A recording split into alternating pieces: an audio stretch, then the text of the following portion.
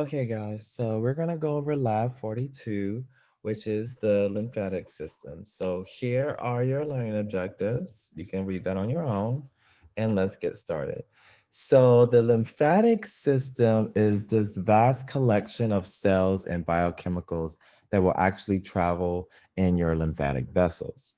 And this is going to contain a network of vessels that assist in circulating fluids, and they're going to be very closely associated with the cardiovascular system. As you can see, it's draining right into the superior vena cava, or also called SVC.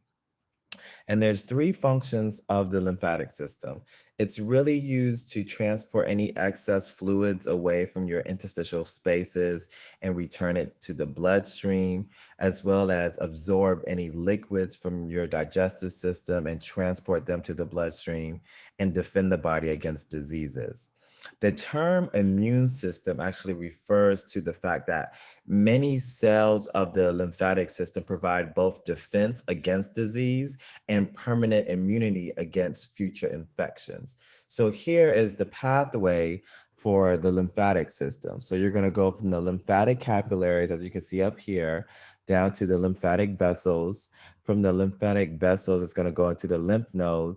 From the lymph node, it's going to go into the larger lymphatic vessels, as you can see here. And then from the larger lymphatic vessels, it's going to go into your lymphatic trunks. And then from your lymphatic trunk, it's going to go to the lymphatic collecting duct. And then from the collecting duct, it's going to go all the way down to the subclavian vein within your thorax, and then go into the superior vena cava. So let's first talk about the lymphatic capillaries. So on a microscopic scale, these are going to be these closed-ended tubes. Okay, so they're closed-ended tubes, and it's a network that will actually parallel your blood capillaries throughout your body. It's going to have a very thin wall, and it's going to be formed by simple squamous epithelial tissue. And the tissue is going to have interstitial fluid that's or the surrounding tissue is going to have the tissue cells are going to have interstitial fluid that's going to enter the lymphatic capillaries. And once those fluids enter the lymphatic capillaries, that is what's known as lymph, Lymph. And that's going to merge in the capillaries are going to merge into the lymphatic vessels, as you can see here. So here you can see a lymphatic vessel under a microscope. The walls are actually quite similar to the veins, but it's going to be thinner. And the lymphatic vessels are composed of three layers. So it's going to have an endothelial lining. That's going to be the inner layer. Then it's going to have a smooth muscle layer, which is going to be the middle layer. And then the outer layer is going to be connective tissue. Now, the lymphatic vessels will contain semilunar valves, okay? And the larger vessels lead into the lymph nodes and then to the larger lymphatic trunk. So you can have that one-way flow of lymph. Now, your lymphatic trunks, okay, they're going to drain the lymph from your lymphatic vessels. And the way that they're named is according to their region that they serve. So, for example, you're going to hear the lumbar trunk. Well, this is your lumbar region, okay, or the intestinal trunk. That's your intestinal region, okay. So the subclavian trunk, those are your lymphatic trunk. Again, it's named based on the region that it's referring to. The jugular trunk, okay? And so the lymphatics are going to drain into the collecting duct, okay? Um, so here you got some like the thoracic duct, the right lymphatic duct. And so that's going to drain the lymph from those trunks that I just named earlier. And so the thoracic duct is going to be very large, and the right lymphatic duct is going to be small in comparison to the thoracic duct. So here, what's going to happen is the lymphatic duct is going to drain a much larger portion of the body than the right lymphatic duct, and the breast is going to drain the axillary lymph nodes. Cancer surgery can actually disrupt the lymphatic flow and actually can cause some swelling in this area. So that's why it's very careful and be aware of your lymph nodes. So here you can see in this shaded region, all that's going to get drained right here on the, oh my gosh, the right side of the body versus the left side of the body. So on the right side here, you're going to see all that's going to be drained in the right lymphatic duct, where here this is all going to be drained. That's not shaded. That's what's all going to be drained within the thoracic duct. It's all going to get drained into there. So this is a summary. So like for the lymphatic pathway. So you're going to have your lymphatic capillaries, you're going to have your afferent lymphatic vessels, your lymph nodes, your efferent lymphatic vessels, the lymphatic trunks, the collecting duct, and the subclavian, and then they'll eventually go to the subclavian vein. Okay, and you know you have a left and right subclavian vein. So the large thoracic duct is going to drain into the left subclavian vein near its junction where the left jugular vein is at. And the small right lymphatic duct is actually going to drain into the right subclavian vein. Okay, as you can see right here in that junction, right subclavian vein. Okay. So I want to talk a little bit about the function of the lymphatic capillaries a little bit more. So here you can see like these flap-like valves between the cells. It's going to absorb a lot of dietary fats and it's going to deliver those absorbed fat to the bloodstream. And it also will return some of those small proteins that just got filtered by the blood capillaries to the bloodstream, as well as that collection of any excess fluids. Now, delivery of that excess fluid is going to go straight to the bloodstream because it's all going into the veins and whatever foreign particles that gets taken in as well. So lymphatic tissue contains several cell types, including lymphocytes and macrophages.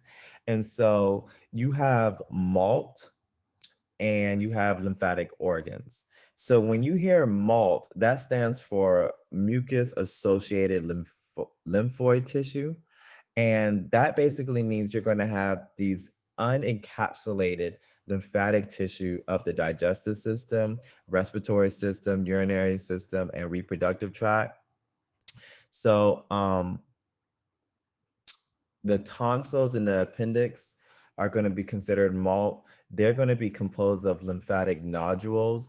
And when I say nodules, that means compact masses of lymphatic tissue.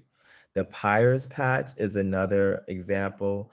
That's basically going to be these aggregates of lymphatic nodules found within the ileum portion of your digestive tract. That's really more the distal part of your small intestines.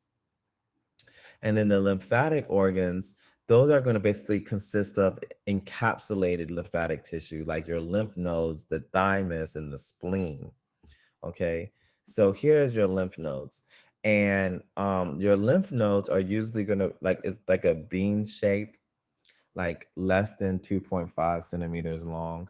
And it's going to be located along the lymphatic vessels. And their function is really going to be filtration, filtering any pathogens from your lymph. Okay. Now, the lymph nodes are going to contain lymphocytes. That's going to help with attacking viruses, bacteria, and parasitic cells. And they'll also contain macrophages. And those macrophages are going to help engulf or phagocytize and destroy foreign substances as well as damaged cells and any cellular debris. So here's the lymph nodule, and you can see under a microscope the germinal center as well as the capsule. There's also some images in your lab manual. You want to make sure you can identify those. So I want to talk about the location of the lymph nodes. So there's some major locations. Lymph nodes are found in groups or chains around along the path of your larger lymphatic vessels throughout your body. And they're not going to be found within your central nervous system. Okay. Yeah, I believe they're not going to be found in your central nervous system. Only reason why I said this is because I think that a recent study was published, like probably a few years ago, saying that they think that they found um, lymphatic vessels within the nervous system, but I have to go back and read and check up on that. It was a big deal in the science community. Um, So there's two primary functions of your lymph nodes, okay? That's like I've been trying to emphasize, filter any potentially harmful substance from your lymph and serve as this immunosurveillance, basically monitoring your body via those macrophages and those lymphocytes that I said earlier. Now,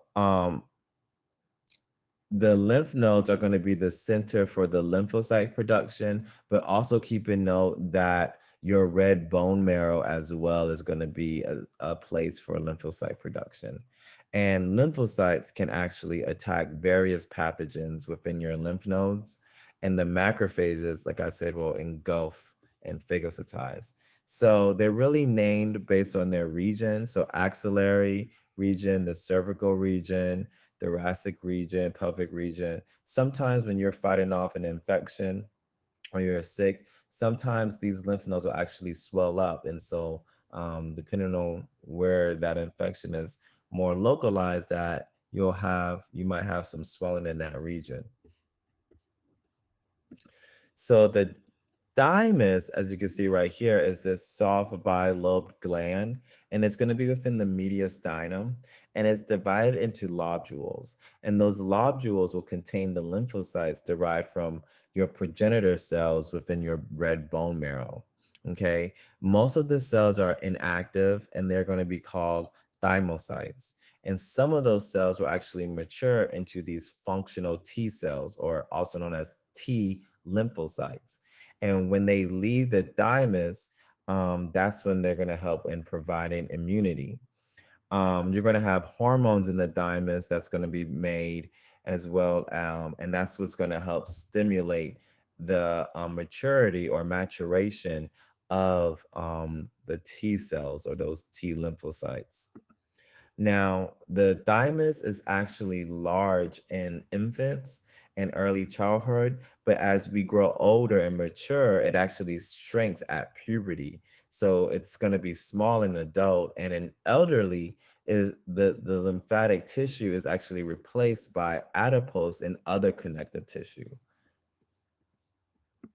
Then here's the spleen. The spleen is going to be our largest lymphatic organ, and it's located in the upper left part of the abdominal cavity.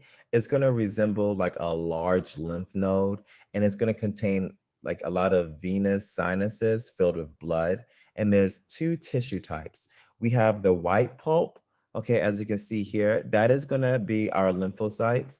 And then we got the red pulp, and that's what's going to be the red blood cells, lymphocytes, and macrophages. Okay, so the white pulp is going to be lymphocytes only.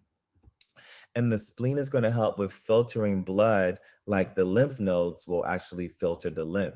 Okay. And that's basically it for the lymph nodes. Here is just a chart explaining the location and function of the lymphatic organs. So there's that. And if you have any questions, feel free to email me. Stay safe and study hard, guys.